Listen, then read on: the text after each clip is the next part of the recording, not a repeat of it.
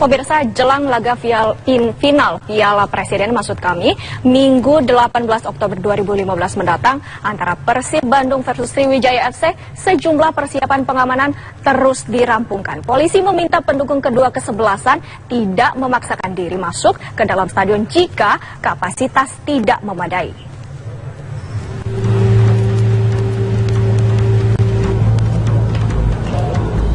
Pemeriksaan fisik pengamanan dilakukan Polda Metro Jaya di Gelora Bung Karno Senayan, Jakarta jelang laga final Piala Presiden 18 Oktober 2015 nanti.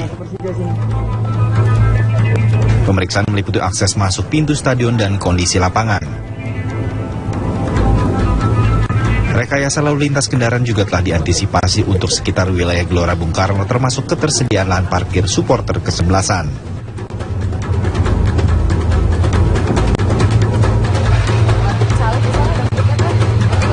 Sementara itu, ratusan pendukung kesebelasan Persib Bandung atau yang lebih dikenal dengan sebutan Bobotoh antre tiket untuk menyaksikan tim kebanggaannya berlaga di Jakarta hari Minggu lusa melawan Sriwijaya FC.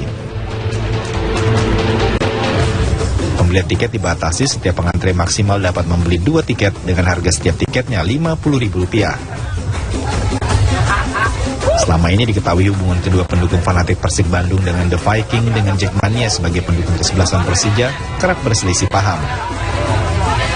Pendukung Persib yang akan menyaksikan tim unggulannya berlaga di Jakarta pun meminta jaminan keamanan. Ya, ada Boboto sama ada di Jack, ada baik ke hubungannya. Cuman ya gak apa-apa sih, soalnya kan GBK juga emang kalian dari Persija juga, GBK emang milik se-Indonesia, jadi ya sebenarnya gak masalah sih. Tapi ada kekhawatiran nggak? Ada, pasti ada. Polda Metro Jaya sebagai penanggung jawab keamanan ibu kota meminta pendukung kedua kesebelasan tidak memaksakan diri masuk ke dalam stadion. Panitia telah menyiapkan sejumlah layar lebar di luar stadion untuk pendukung kesebelasan yang tidak kebagian tiket. Bahwa hubungan antara supporter Persib Bandung dengan tuan rumah di Jakarta, di GBK ini, di Jakarta ini yaitu ada Jackmania, itu tidak begitu harmonis ya, pada saat itu.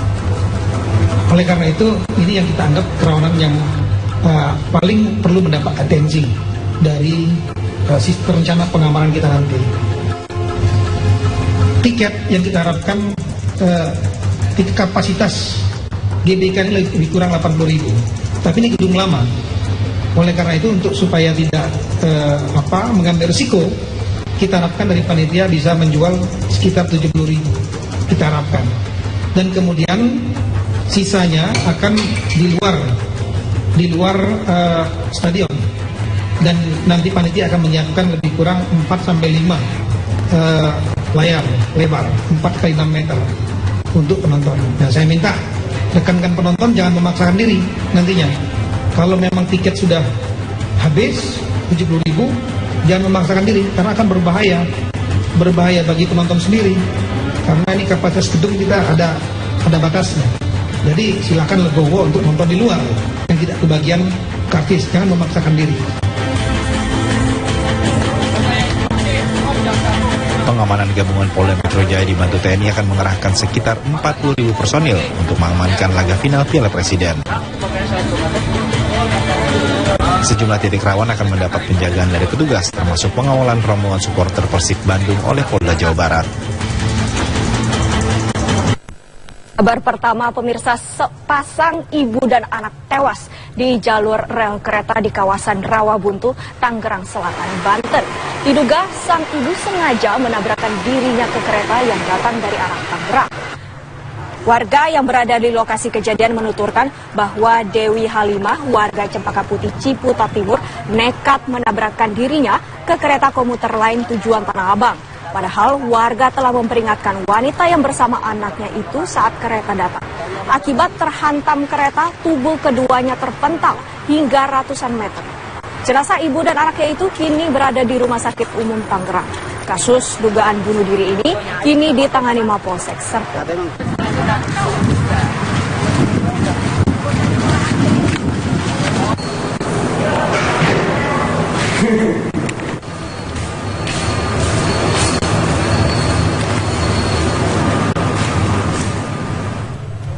Eksekusi atau pengosongan rumah makan yang terletak di Petamburan, Tanah Abang, Jakarta Pusat oleh Satpol PP berlangsung ricuh. Pemilik rumah makan melakukan perlawanan karena menganggap proses eksekusi menyalahi aturan.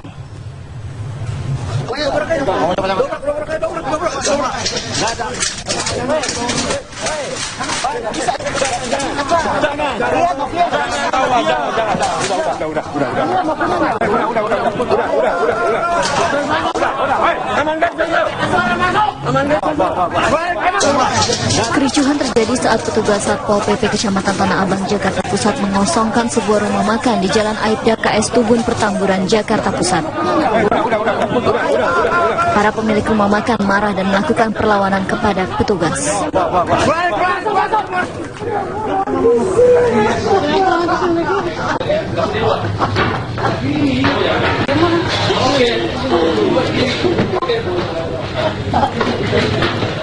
Kita dizolimin, kayak biarin kenapa sih lantaiku. Pemilik rumah makan menolak dilakukannya eksekusi atau pengosongan karena yang melakukan eksekusi seharusnya adalah pihak pengadilan, bukan kecamatan. Pemilik menilai eksekusi ini menyalahi aturan. Apalagi pemilik telah menyewa tanah tempat makan ini hingga 2016 mendatang.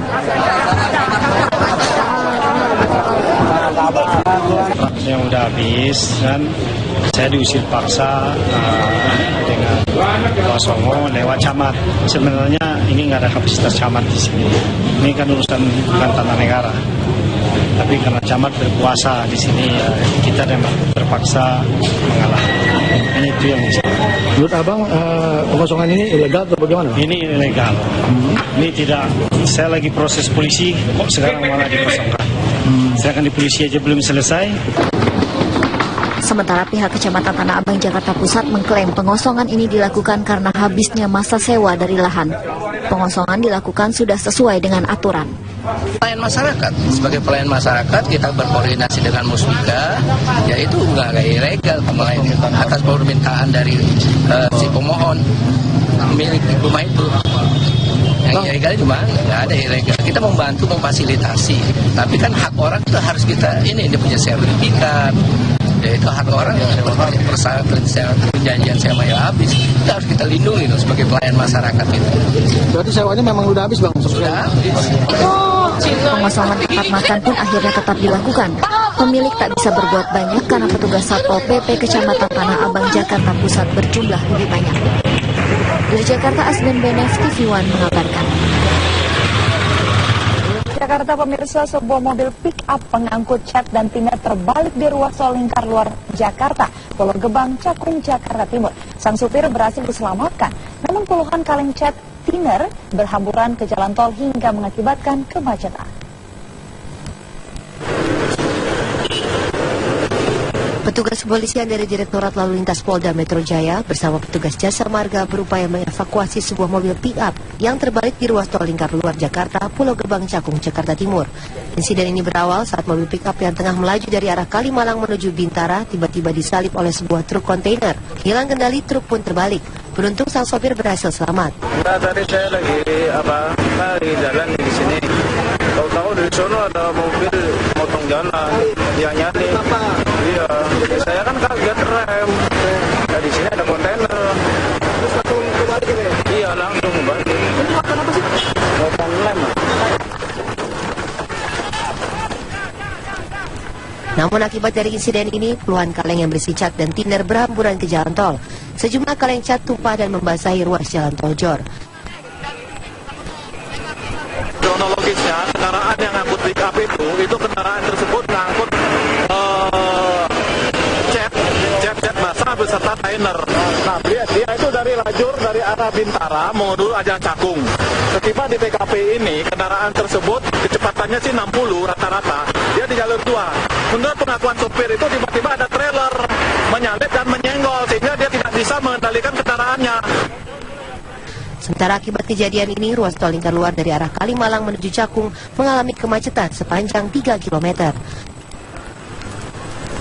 Dari Jakarta, Simon Tobing, TV One mengabarkan. Unjuk rasa menuntut diusutnya dugaan korupsi tender siluman di kantor Pelindo 1 Medan diwarnai ketegangan. Sempat terjadi saling dorong antara mahasiswa dan polisi.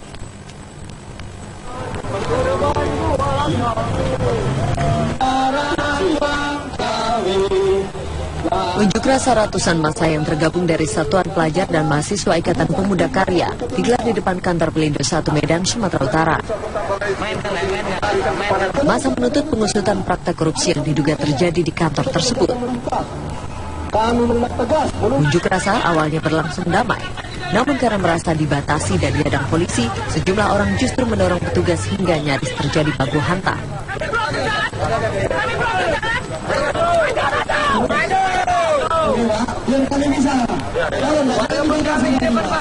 Massa menuntut tender siluman bernilai triliunan rupiah yang dimenangkan oleh perusahaan yang tidak mengikuti tender segera diusut.